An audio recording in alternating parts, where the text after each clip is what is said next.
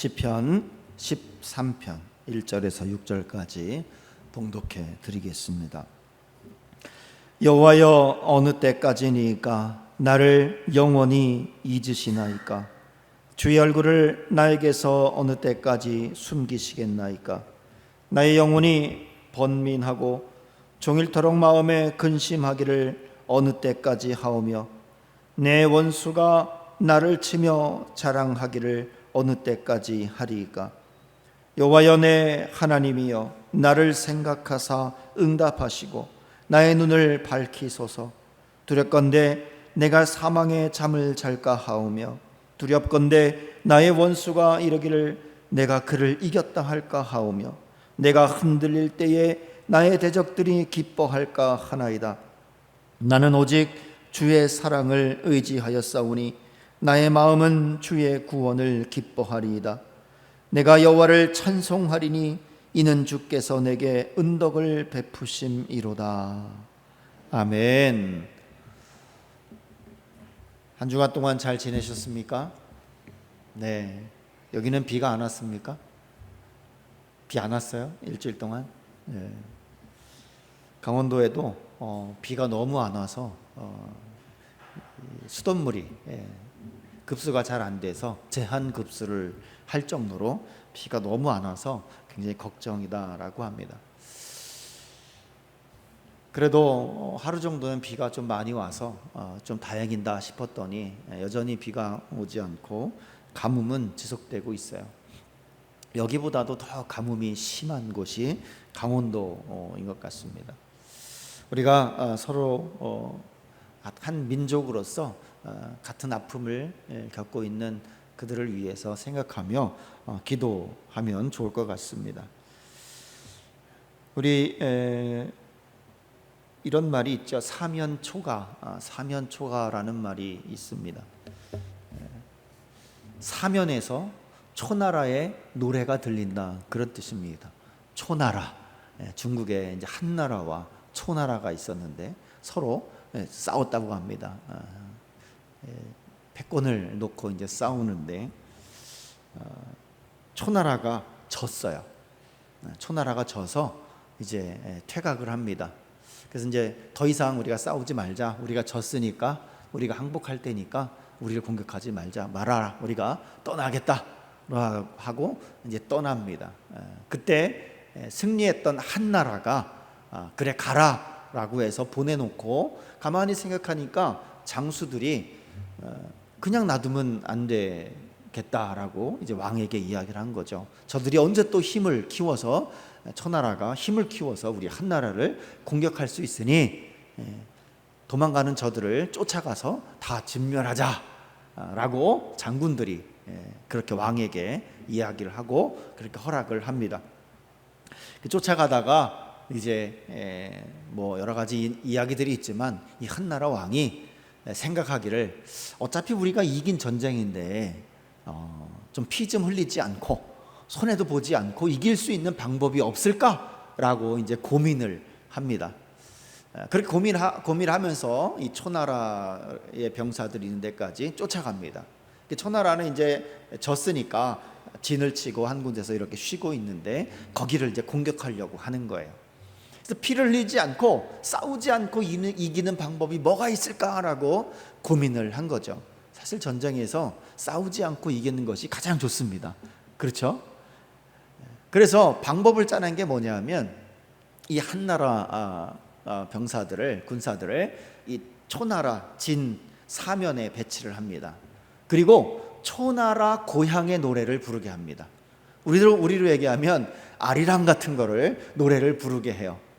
그러니까 전쟁에 패한 초나라 사람들은 갑자기 어디선가 본인들의 고향의 노래가 들리는 겁니다. 한나라 군대가 쳐들어오는 그런 소식을 듣고 있는데 사방에서 초나라의 노래가 들리니까 이 초나라 사람들이, 아니 우리의 병사들이 벌써 항복했는가 라고 생각을 하는 거죠. 우리나라 병사들이 벌써 항복하고 이제 슬퍼서 고향에 가고 싶어서 고향의 노래를 부르고 있는가라고 생각을 해서 전의를 완전히 상실해 버립니다. 그래서 한나라가 쉽게 초나라를 이겼다라는 그러한 옛날 이야기에서 사면초가라는 이 고사성어가 나왔다 그럽니다.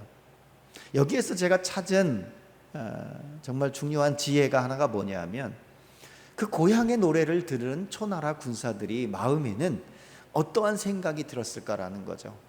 이제 우리는 더 이상 싸울 힘이 없다. 이제 우리는 완전히 끝났다. 고향에 가고 싶다. 고향에 있는 어머니가 보고 싶다. 부모님이 보고 싶다. 우린 더 이상 싸울 힘이 없다라고 스스로 전쟁을 포기해 버렸다라는 거죠. 이 스스로 자신을 포기하는 것은 정말 위험한 거잖아요. 자포자기라 그럽니다.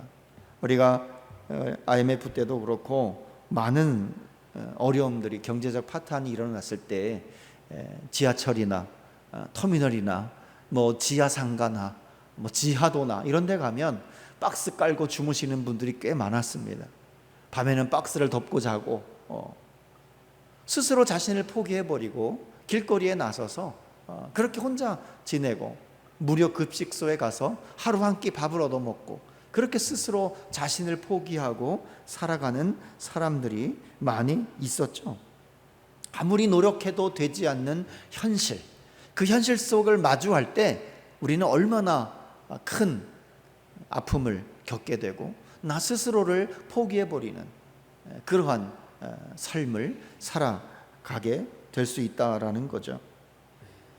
정말 목숨까지도 포기하는 그러한 사람들이 너무나 많이 있습니다. 지금도 보면 더 이상 내가 살 수 없구나 그러면서 스스로 목숨을 끊는 사람들도 굉장히 많죠.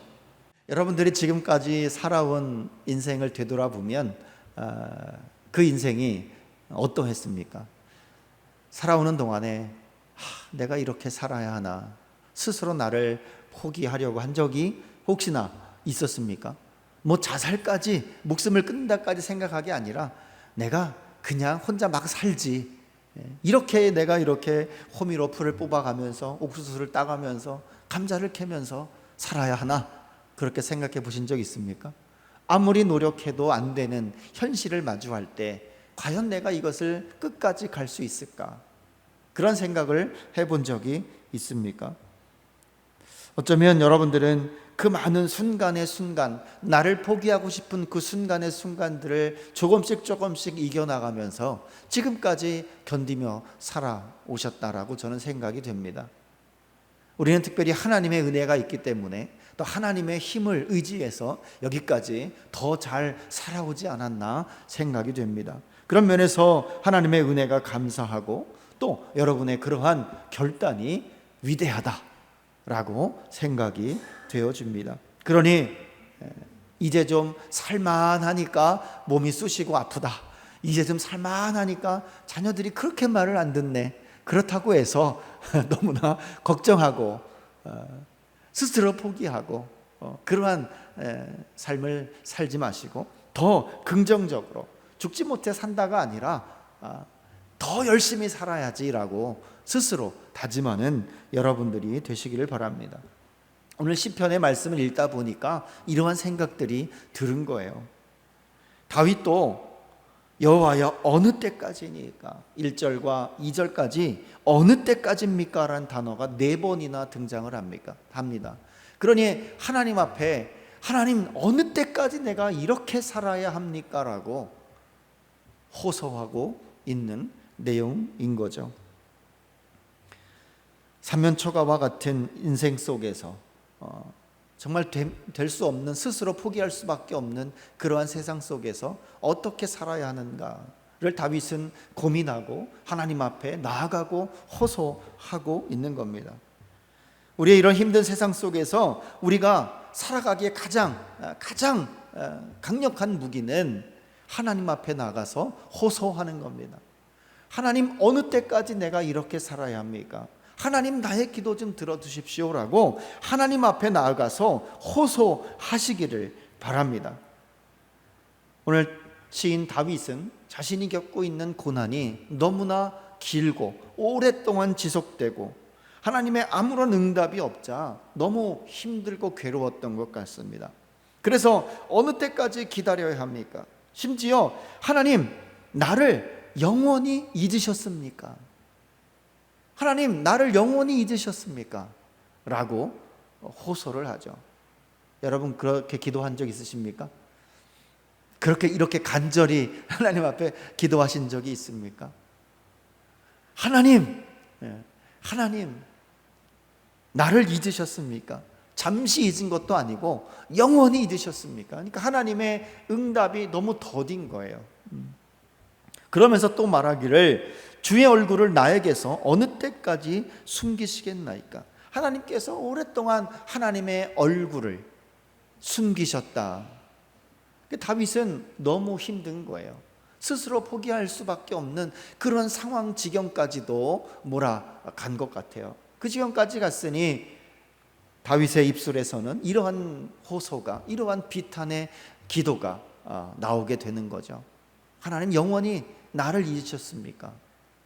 여러분이 기도할 때에, 하나님 앞에 호소하며 기도할 때에 하나님, 나를 잊으셨습니까?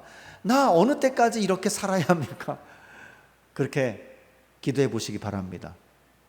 응답하실 겁니다. 아멘? 아멘? 하나님의 응답을 끌어내는 방법, 하나님, 나를 잊으셨습니까? 왜요? 하나님은 절대로 우리를 잊지 않는다고 약속하셨잖아요. 그게 언약이란 말이에요. 그래서 그 말씀, 그 언약을 붙잡고 기도하는 게 바로 이런 기도입니다. 하나님, 나를 잊으셨습니까? 내 이름 석자, 내 이름 두자, 내 이름 네자도 가끔 있더라고요. 내 이름 네자 잊어버리셨습니까? 그 네 글자, 두 글자, 세 글자를 잊어버리셨습니까?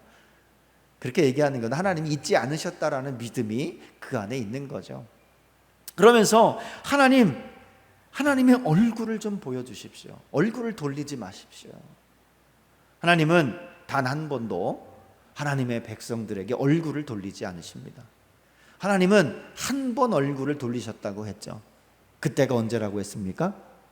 예수님께서 십자가에 달리실 때, 그때 딱 한 번 인간에게 얼굴을 돌리셨습니다. 그리고 하나님의 백성들, 하나님을 믿는 사람들에게 단 한 번도 얼굴을 돌리지 않는 분이 하나님이십니다.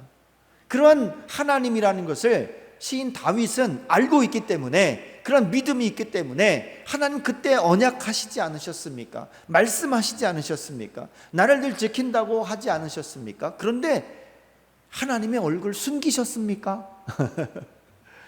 그렇게 하나님 앞에 나와서 간절히 호소하는 내용이 바로 13편의 1, 2절의 말씀입니다. 여러분, 하나님께서는 여러분의 삶에 늘 함께 하시고 여러분을 향한 눈이, 얼굴이 돌아가지 않습니다. 늘 여러분들을 바라보고 계시고 여러분들을 지키시고 계십니다. 그 하나님 앞에 말씀을 갖고, 언약의 말씀을 가지고 여러분들 기도하시기를 바랍니다. 하나님은 우리에게 절대 무관심하지 않습니다. 인간들에게 있어서는 무관심이라는 것이 굉장히 큰 두려움이죠. 본래 사람들은 유대 관계를 맺으며 살도록 하나님께서 창조하셨습니다. 하나님께서 아담을 처음 만드시고 나서 그에게 무슨 일을 시키셨냐 하면 이름을 지으라고 시켰습니다. 새들의 이름을 짓고 동물들의 이름을 짓고 풀들의 이름을 짓고 나무들의 이름을 지으라고 하셨습니다. 이름을 짓는다는 것은 그를 깊이 생각하는 것이고 그를 깊이 아는 거예요. 우리가 아기가 뱃속에 생기면 이름을 짓습니다. 또 진짜 이름 말고 또 태명도 짓지 않습니까? 이름을 뭐 2개, 3개나 짓습니다. 왜 그렇습니까? 그 뱃속에 있는 아이와 깊은 유대감을 갖기 위해서 그런 거예요. 그래서 아이가 태어나면 진짜 이름을 불러줍니다. 그 진짜 이름을 불러줄 때 그 아이와 부모는 엄청나게 큰 유대감을 갖고 있는 거죠. 무관심은 그러한 유대감이 없습니다. 그런데 하나님은 늘 우리에게 관심을 갖고 계시는 거예요. 우리와 늘 깊은 유대감을 유지하고 싶으신 거예요. 늘 깊은 교제를 하고 싶으신 겁니다. 그러니 그 하나님 앞에, 하나님 왜 나에게 고개를 돌리셨습니까? 하나님 나 이름 잊으셨습니까? 라고 호소하며 기도한다는 것은 하나님께서 정말 기도를 잘 들어주시는 그러한 기도라 저는 생각이 되어집니다. 그래서 여러분들이 정말 인생이 힘들고 아프고 고통스러우면 하나님 앞에 그렇게 기도하시기 바랍니다. 하나님, 제 이름 잊으셨습니까? 저에게 고개를 돌리셨습니까? 나의 기도를 들어주십시오. 2절에서 보면 다윗이 이렇게 또 고백합니다. 나의 영혼이 번민하고 종일토록 마음에 근심하기를 어느 때까지 해야 합니까? 내 원수가 나를 치며 자랑하기를 어느 때까지 해야 합니까? 그것을 어느 때까지 두고 봐야 합니까? 라고 이야기를 하고 있습니다.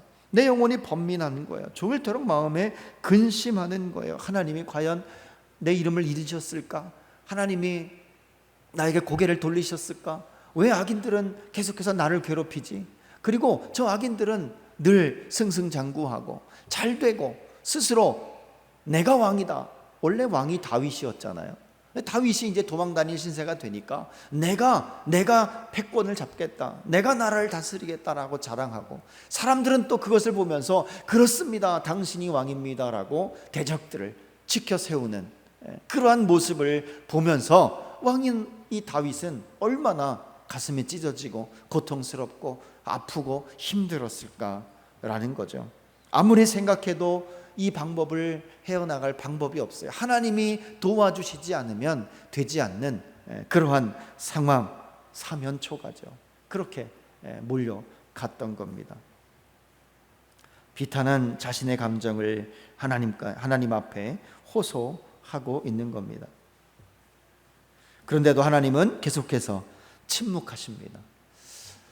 좀 이 정도 되면 하나님이 좀 기도 응답해 주시면 좀 감사한데, 더 감사할 것 같은데, 하나님 내가 기도했을 때 바로 응답해 주시면 정말 더 많이 감사하겠습니다라고 할 수 있을 것 같은데, 하나님은 침묵하시는 거예요. 침묵하셔.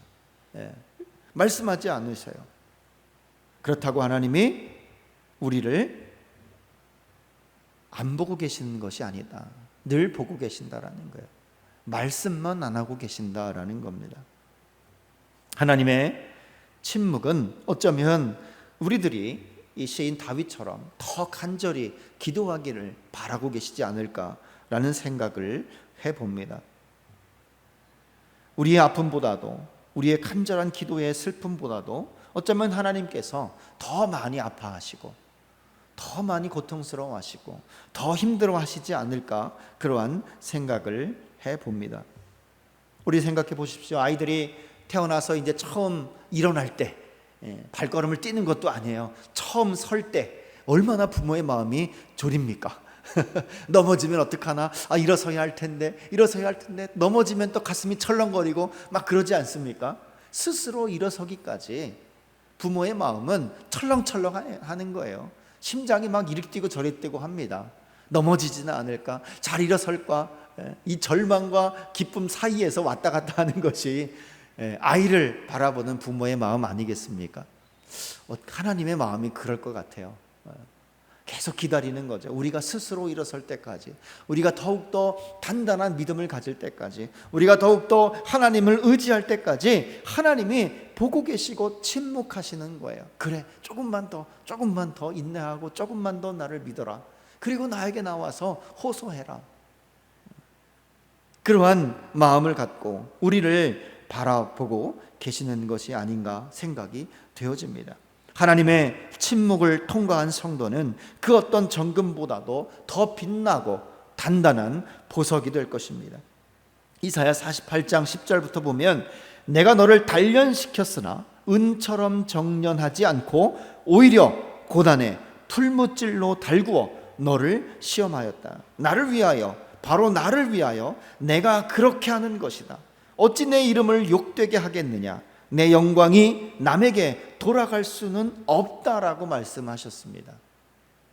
우리를 단련시키는 것은 한낱 은과 같이 단련시키는 것이 아니라 그 은보다도 더 정금같이, 더 단단하고 더 빛나게, 더 강하게 우리를 풀문불에 넣어서 단련시키신다라고 말씀을 하십니다.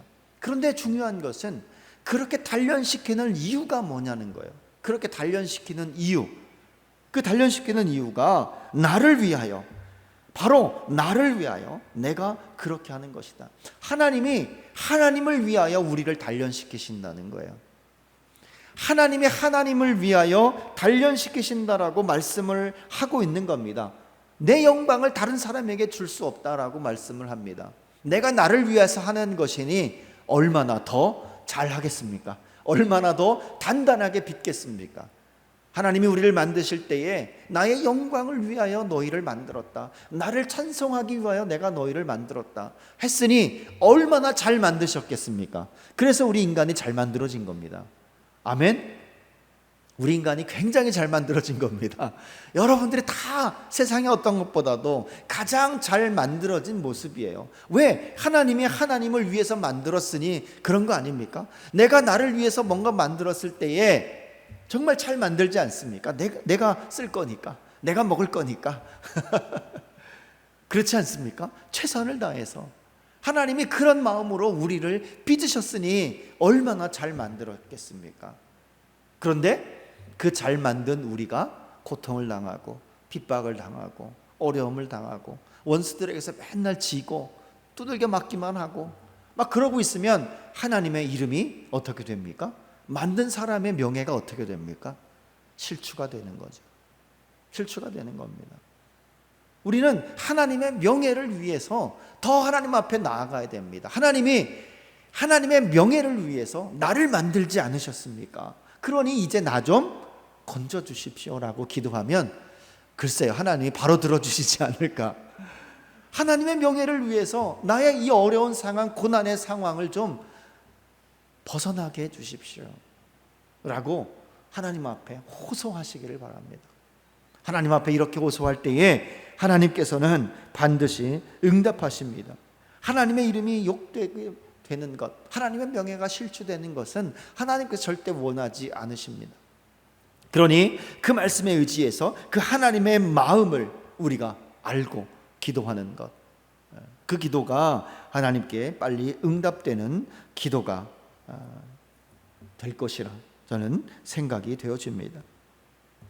그리고 우리가 또 한 가지 생각해야 될 것은 우리가 갖고 있는 두려움들을 좀 버려야 될 것 같습니다. 두려움을 버리라. 다윗은 아직 그의 환경이 바뀌지 않았습니다. 이 환경이 여전히 도망 다녀야 되고 목숨을 버릴 수 있는, 잃어버릴 수 있는, 죽임을 당할 수 있는 그런 상황에 여전히 처해 있습니다. 그런 상황에서 다윗은 이렇게 3절에 이렇게 말합니다.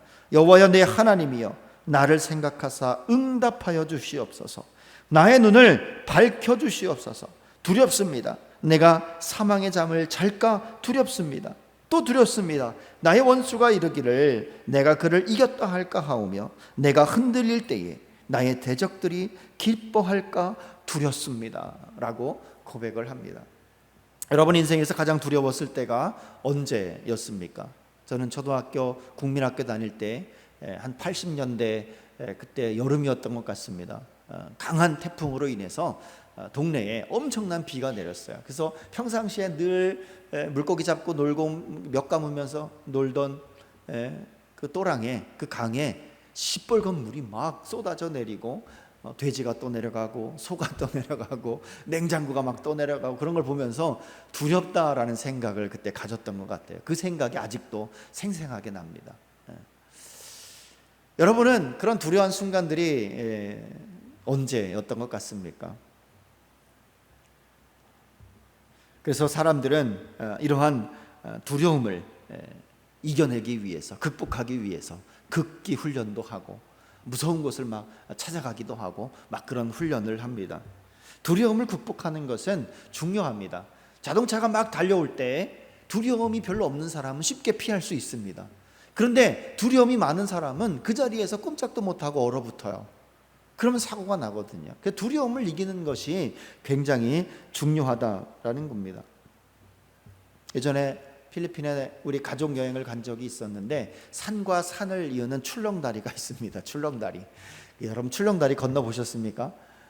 저 밑은 까마득해요. 막 몇 미터 되는 나무가 요만하게 성냥만하게 보이는 그 높은 곳에 이 출렁대는 다리를 건너야 하는데 얼마나 다리가 후들거리겠습니까? 그렇게 우리 가족이 걸어가고 있는데 앞에 친구가 막 흔듭니다. 이렇게 막 흔들어요. 그럼 막 뭐 어쩔 줄 모르죠. 막 여기저기서 비명소리가 들립니다. 그런데 두려움이 없는 사람은 알죠. 그 다리가 끊어지지 않을 것이다. 거기서 떨어지지 않을 것이다 라는 것을 알죠. 그 두려움을 이기는 방법은 아는 거예요.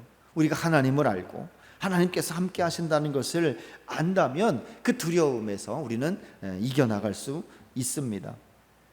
시인도 굉장히 두려워하고 있어요. 그러면서 나를 생각해 주십시오. 나의 기도를 응답해 주십시오. 나의 눈을 나의 눈을 뜨게 해 주십시오.